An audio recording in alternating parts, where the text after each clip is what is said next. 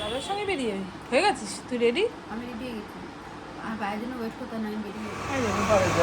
আমরা মেট্রোতে চলে এসেছি, তাও ওনার কানে ফোন। গুড মর্নিং, শুভ সকাল। আজ মঙ্গলবার, ঘড়ির কাঁটা 8:30টার ঘরে।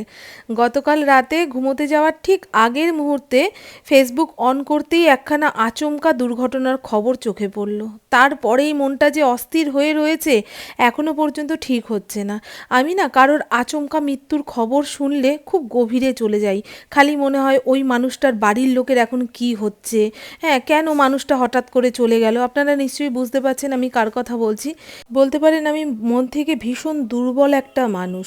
আমি কোনো খারাপ খবরের গভীরে যদি একবার চলে যাই না, সেখান থেকে পরে নিজেকেই নিজে বের করে আনতে পারি না। মানে কি আজে বাজে আগডুম বাগডুম চিন্তা হয়, মনে হয় নিজের সঙ্গেই ঘটে গেছে এরকম মনে হয়। সে যাই হোক, আমি আমার সকালের খাবার নিয়ে বসছি, ওই প্রতিদিনের মতন হরলিক্স আর বাটার টোস্ট। আর আজকে পুপু ওর বন্ধুদের সঙ্গে স্প্ল্যানেটে যাবে।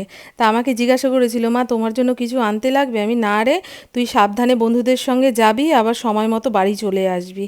এখানে পুপু ইন্দ্রর জন্য খাবার রেডি করছি। আজকে ইন্দ্র তাড়াতাড়ি বাড়ি চলে আসবে, তার জন্য ভারী কিছু খেয়ে যাবে না। আমাকে বললো, মামুন একটুখানি চিড়া মেখে দাও তো। তাই এখানে চিড়াটাকে অল্প একটু লবণ, চিনি, জল দিয়ে মেখে ঢাকা চাপা দিয়ে রাখলাম। আর পুপু বলেছিল ও না খেয়ে বেরোবে। আমি না, সুন্দর করে ছাতুর ঘোল বানিয়ে দিচ্ছি, ওটা খেয়ে বেরোবি। কখন বেরোবি? বাবার সঙ্গে বেরিয়ে হয়ে গেছিস তুই রেডি? আমি রেডি হয়ে গেছি। আর বাইরের জন্য ওয়েট করতে না, আমি বেরিয়ে গেলাম। বাবাই এসে ঠকবাজি কথা বলবে।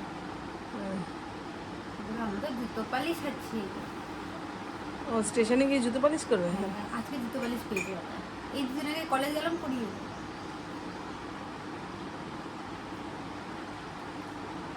কেন স্টেশনে কি জানি কি হলো, একটা লোক ভিডিও তুলছিল। বাবাই একটা জিজ্ঞাসা করলাম কি ভিডিও তুলে, ভালো লাগলো না সেই কর। বাবার ভিডিও তুলছিল? না জানি না কি আমার ভিডিও তুলছিল, কি স্টেশনের লোকেদের ভিডিও বুঝতে পারলাম না। বাড়ি চেঁচাচ্ছিল তার জন্য? শুনুন শুনুন, এসে লোকটা ভয় ভয় কি করলেন ওটা? লোকটা থতো মতো খেয়ে গেছে। কি বললাম না, কিছু তো করিনি, ভিডিও তুললেন যে। ওরা তো এমনি এমনি লোকাল নয় তো। আমি এদিকে এদিকে অফিস বলছে লোকাল না, লোকাল নয় তো আমি। লোকাল নন মানে আপনি ভিডিও তুলছেন এখানে, ভিডিও তুলে জানেন না সবাই। ওর যে ওনার যে কলিগ রয়েছে সবাই বলছে, হ্যাঁ কেন ভিডিও তুললে, কেন ভিডিও, কেন এ বাবা কেন ভিডিও তুললে, ও ওকেই বলছে। এইটুকুই করতে পারি আমরা মা বাবা হয়ে।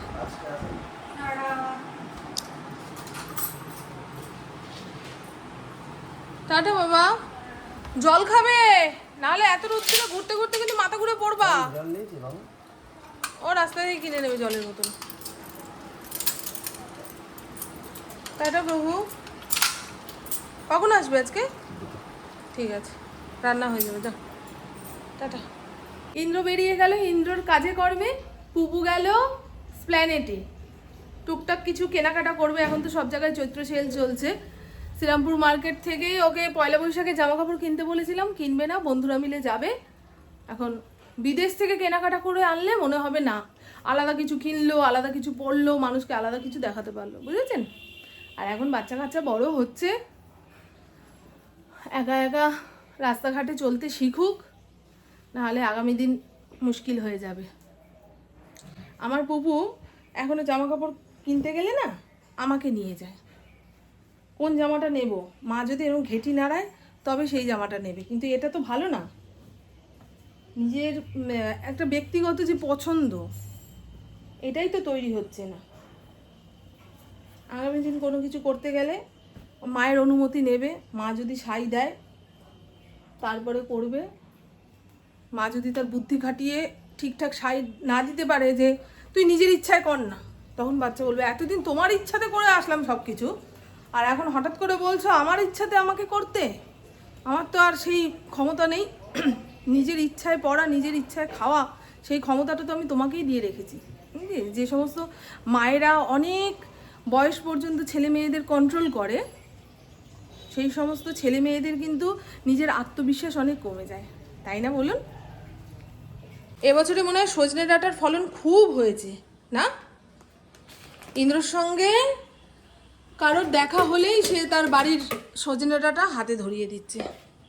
তার আগের দিন তো দেখলেন এক দাদা দিয়ে গেল বাড়িতে এসে, আবার 2 দিন পরে ইন্দ্র রাস্তায় বেরিয়েছে, তার হাতে এক আঁটি সজনে ডাঁটা ধরিয়ে দিয়েছে। কেন?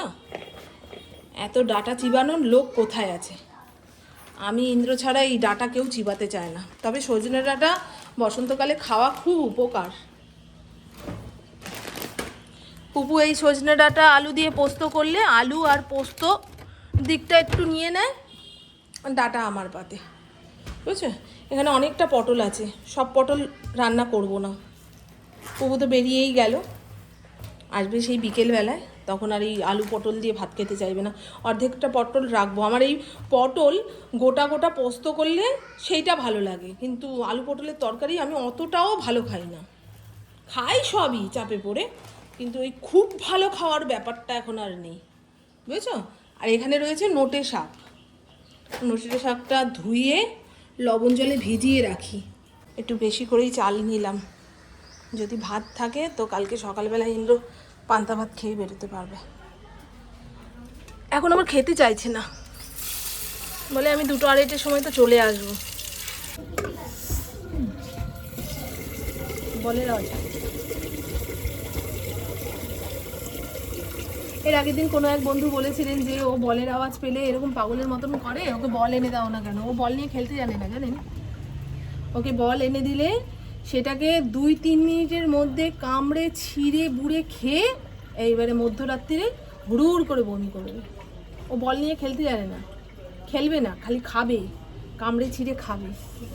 ওই কারণে আর ওকে বল এনে দেওয়া হয় না। তো চলুন বন্ধু, রান্নার আগে সবজিপাতি কেটে ধুয়ে মশলা বেটে রেডি করে নিলে না রান্না ঝটপট হয়ে যায়। আজকে রান্না করব সজনে ডাঁটা আলু দিয়ে পোস্ত। আর এই যে শাকটাকে কেটে ধুয়ে লবণ জলে ভিজিয়ে রাখলাম, মাঝখানে বৃষ্টি হলো না, তা শাকের পাতার নিচে পোকার ডিম হয়। এই লবণ জলে ভেজানো থাকলে যত বিষাক্ত জিনিস আছে শাক পাতা থেকে বেরিয়ে যাবে। পটল আলুও কেটে নিয়েছি, পটল আলুর তরকারি হবে। আর এখানে ফড়িংয়ের ভাতের জন্য চাল ধুয়ে রেডি করে রাখলাম, আধা ঘন্টা ভিজুক, তারপরে গ্যাসটা অন করব। আর আজকে তো পুপু সকাল সকাল বেরিয়ে গেল, ওর ভাগের কাজটাও আমাকে করতে হবে। এই যে বোতল ভরার কাজটা, আমি বড় বড় কাজ মনে হয় করে ফেলতে পারবো, কিন্তু বোতল ভর্তি দিলে আমার যে কি আলিস্য লাগে। মনে হয় এই কাজটা কেউ একটুখানি করে দিলে আমি অন্যান্য কাজগুলো করে নিতে পারবো। তা পটল আলুর তরকারি বসিয়ে দিয়ে ঘর দুয়ার মুছবো। আজকে সকালবেলায় বললাম শুকনো কাজগুলো করে নিয়েছি, মানে ঘর ঝাড় দেওয়া, তারপরে কিছু জামা কাপড়ও গুছিয়েছি, তাও বিছানার ওপরে দেখুন এইগুলো রয়েছে। কালকে মায়ের বাড়িতে গেছিলাম, তা পুপু এই জামা নয় ওই জামা, ওই জামা নয় সেই জামা, এই করে 3-4টে জামা বের করলো। সেগুলো তো আর তখনই ভাঁজ করে রাখলো না, এই বিছানার মধ্যে দলা মুচকা। আবার ওই বাড়ি থেকে ঘুরে এসে যে জামাটা পরে গেছিলো সেটাও দলা মুচকা করে রাখলো। এখন এই জামা কাপড় থেকে বেছে বের করছি আজকে কোনটা কোনটা কাচবো আর কোনটা ওয়ার্ড্রবে তুলবো। ওয়ার্ড্রবেরগুলো তুলে রেখেছি, আর এগুলো ওয়াশিং মেশিনে দেবো। আজকে দেবো না, ওই ওয়াশিং মেশিনে জামা কাপড় কাচার সময় কিন্তু পেরিয়ে গেছে। আর এই দেখুন রান্না করতে করতেই কিন্তু আমি ঘরের অন্যান্য কাজ করছি বুদ্ধিমানের মতো। আজকে নোটে শাক ভাজা করব। ঘরে রসুন ছিল না, তাহলে রসুন ফোড়ন দিয়েই শাক ভাজা করতাম, তার বদলে ওই চীনাবাদাম থেতো করে শাকের মধ্যে দিয়ে দিয়েছি, ঢাকা চাপা দিয়ে হতে দিলাম, ততক্ষণে ঘরটা মুছে নিই। আর ঘুম থেকে উঠে বাসি কাজকর্মের সময় যদি ঘর মুছে ফেলি, ও বাবা, দুপুর হতে না হতে এত এলোমেলো ঝেলো, মনে হয় আরও একবার ঝাড়ু পোছা না দিতে পারলে কোনো দিকে তাকাতে পারবো না, বুঝেছেন? খাটনি বেশি হয়ে যায়। সেই জন্য এখন থেকে ঠিক করেছি আমি রান্না বান্না শেষে ঘর দুয়ার মুছে গা হাত পা ধুয়ে ঘরে ঢুকবো। করিকে ভাত মেখে দিলাম, অর্ধেক খেয়েছে অর্ধেক খাইনি। সবে তো গরম পড়েছে, আরও গরমে যে কি করবে কে জানে। আর কাজকর্ম সারতে সারতে দরজার দিকে তাকাচ্ছি যে ইন্দ্র আসার আগে যেন আমি দুপুরের খাওয়া দাওয়া সেরে উঠতে পারি। ইন্দ্র এসে গেলে না, ইন্দ্রকে আগে খেতে দিতে হবে, ওর খাওয়া হয়ে গেলে তারপরে আমি খাবো। অতক্ষণ খিদা সহ্য করতে পারবো না। আবার বলবেন খিদা বলছো কেন? সে যাই হোক, চলুন আমি খাওয়া দাওয়া সেরে জামা কাপড়টা ছাড়বো। তবে খাওয়ার আগে 5 মিনিট বসবো পাখার নিচে, মানে সারা শরীর দিয়ে যেন আগুন বেরোচ্ছে, এইরকম গরম লাগছে। বাদাম দিয়ে নোটে শাক ভাজা, রসুন ফোড়ন দিয়ে নোটে শাক ভাজা একরকম লাগে, আবার বাদাম দিয়ে নোটে শাক ভাজা একরকম লাগে। আমার নোটে শাক ভাজা এই বাদাম দিয়েই বেশি ভালো লাগে। সব শাকের মধ্যে না রসুনটা চলে না, ঠিক আছে? আর এই যে গোটা শুকনো লঙ্কা শাকের সঙ্গে ভেজে নিয়েছি, খাওয়ার সময় অল্প একটুখানি কাসুন্দি দিয়ে শাক ভাজা দিয়ে ভাত মাখবো, তারপরে খাবো। আর এই হলো ডাঁটা আলু পোস্ত, বেশ অনেকটা পরিমাণে পোস্ত দিয়েছি, গামাখা গামাখা হয়েছে। আর এই হলো, কোথায় গেল, এই হলো আলু পটলের তরকারি, অল্প একটু পেঁয়াজ আর 2-3 টুকরো রসুন দিয়েছি, একটু পেঁয়াজ রসুন দিয়েছি বলে আলু পটলের তরকারিটা অন্যরকম খেতে লাগবে। চিংড়ি মাছ দিইনি তো, চিংড়ি মাছ ছিল দিলেই হতো, কিন্তু প্রত্যেক দিন আমার মাছ খেতে ইচ্ছা করে না।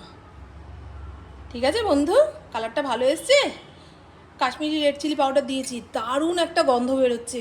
রান্নাঘর মুছে চকচক করে নিয়েছি। এই রান্নার শেষে ঘরদোর মুছলে অনেকক্ষণ পরিষ্কার থাকে, একদম রাত্রির পর্যন্ত। ঘরের বিছানা পাটও টান টান করে নিয়েছি, এবারে খালি খেয়ে দে বডিটা ফেলা।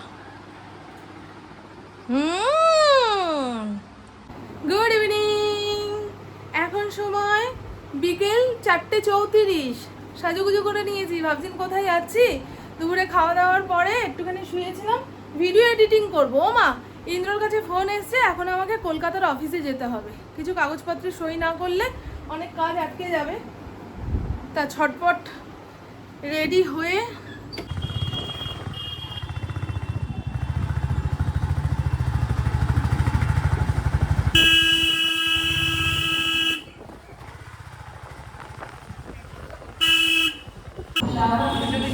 দুটো হাওড়া নিতে হবে।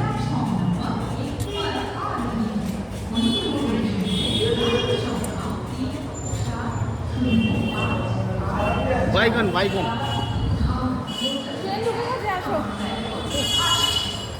কি হাওয়ার বেগে গাড়ি উড়িয়ে নিয়ে আসে।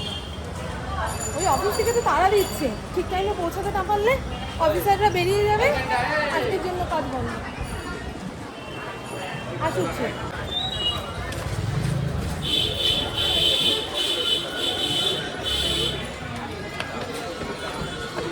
কেমন দৌড়ায়।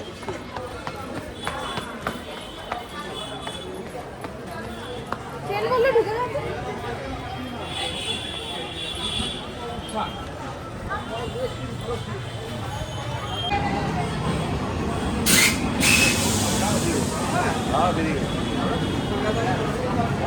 পুরো ফাঁকা। এমনভাবে আমার হাতটা ধরেছে মনে হয় আমি ওকে নিয়ে যাচ্ছি। হ্যাঁ, আজকে তো আমি তোমার পথে নিয়ে যাচ্ছি। হ্যাঁ তো কোথায় দিয়ে যাবো, এটা দিয়ে যাবো, ওইটা দিয়ে।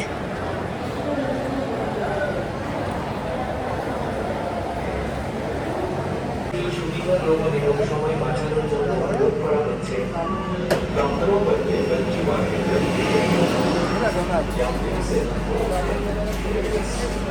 এই তো এখানে বসুন। এইটা না, এটা না, এটা না, সোজা সোজা।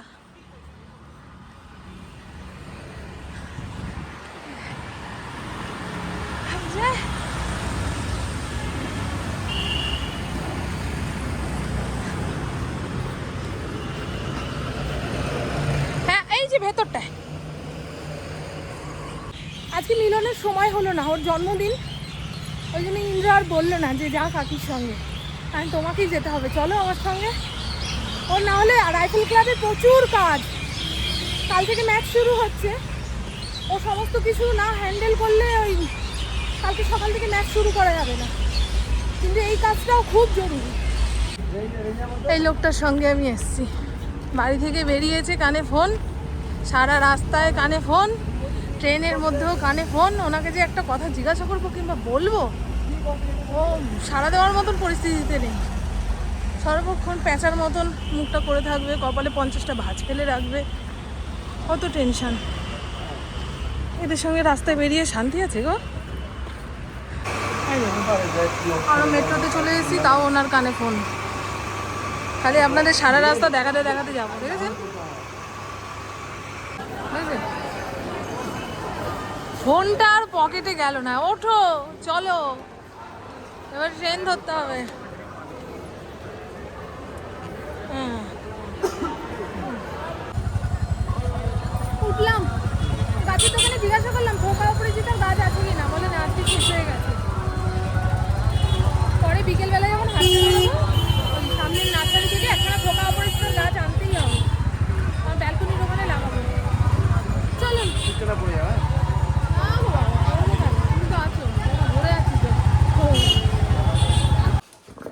আসার সময় খুব হয়রানি হয়েছে, কিন্তু বসার জায়গা পাইনি। কিন্তু আমরা ওই এতক্ষণ কোমর বেঁকিয়ে দাঁড়িয়ে আস্তে আস্তে কোমর বেঁকেই গেছে। চলুন বন্ধু, আমি আজকে ভিডিও আপলোড করতে পারিনি, অর্ধেক এডিট করেছি, তখনই এসে বলছে এখনই চলো এখনই চলো এখনই। মনে হয় নাইটি পরে আছি, নাইটি পরে যাবে, আমাকে নিয়ে যাবে। সারা রাস্তা খেদাতে খেদাতে নিয়ে গেছে, সারা রাস্তা খেদাতে খেদাতে নিয়ে আসবে, আর কানে ফোন। মানে কি বলবো বলো তো, মনে হয় আমার বাবার কোনো কাজে কিংবা আমার কোনো কাজে গেছি, ওর কোনো দায় দায়িত্ব নেই, ওরই কাজ। কিন্তু ওই আমাকে এইভাবে নিয়ে গেল, এই মানুষটার সঙ্গে না রাস্তায় চলে শান্তি নেই। তো চলুন বন্ধু, হ্যাঁ এরপরে একটুখানি গ্রিন টি বানিয়ে খাবো। আমারও মাথা প্রচণ্ড যন্ত্রণা করছে, রাস্তাঘাটে বেরোলে ওই গাড়ির আওয়াজে, আগেই বলেছি মাথা খুব যন্ত্রণা করে, তার উপরে ভিড়ের ঠেলায় মনে হয় দুপুরের পেটের ভাত বেরিয়ে আসছে। গাড়ি ঘোড়াতে না চাপতে চাপতে এরকম হয়ে গেছে। এরপরে হয়তো আরও বেশি বেশি করে আমাকে যেতে হবে কলকাতায়, তখন হবে আর এক কাহিনী। গরম বেড়ে যাবে, তখন দেখবেন মামনের মাথাও গরম থাকবে, ঝাঁঝি মেরে দেবো। ইন্দ্রকে, আপনাদের না, আপনারা তো আমার বন্ধু। তো চলুন তো চলুন বন্ধু, আমার বকবক আজকের মতন এইটুকুই। আপনারা সবাই খুব খুব খুব ভালো থাকবেন, নিজের শরীরে খেয়াল রাখবেন, সুস্থ থাকবেন, আর অল টাইম স্মাইল করতে হবে। টাটা, খুব ভালো থাকবেন।